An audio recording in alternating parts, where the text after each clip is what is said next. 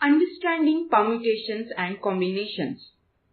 Permutations and combinations are some of the mathematical concepts which helps us in counting.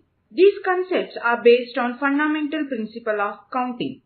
Many times students struggle to understand the concept of permutations and combinations. In this chapter, I will try to explain you the difference between these concepts.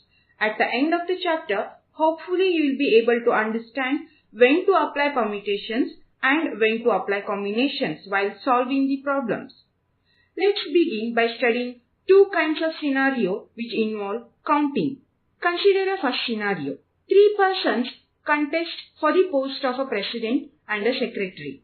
In how many ways can they be elected? The second scenario is there are three candidates trying for two clerical posts in a bank. In how many ways can the post be filled? These two scenarios may look similar, but there is a fundamental difference. I will explain you what it is. If you understand the difference, it would be easy for you to understand what is permutation and what is combination. Let's solve the first problem. Let's call these three people X, Y and Z. As you know, there are two posts, president post and a secretary post.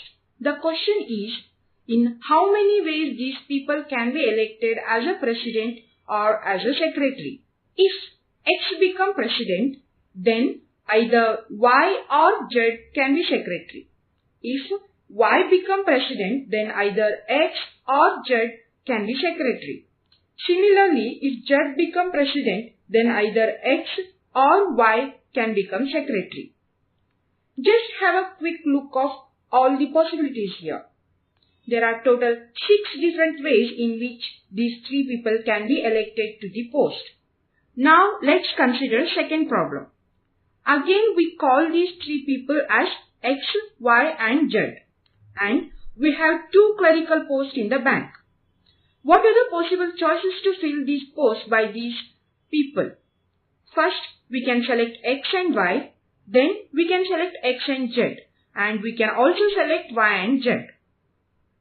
So there are three possibilities. Please note here, the post 1 and post 2 are of the same rank. So selection of X and Z or Z and X gives the same meaning. Let's study these scenarios little closely. In first example, order in which we choose to fill the post does matter. Person X and Y can be chosen in two different ways. In first case, X is president and Y is secretary. In second choice, Y can be president and X can be secretary. Even though X and Y and X are the same set, but we can choose them in two ways. Each choice gives different meaning. Hence, order matters here. But in second scenario, order does not matter. For example, X was given first post and Y was given second post. We assume here both the posts are of the same merit. So choosing Y for the second post and choosing X for the first post is same as first case. Here order does not matter.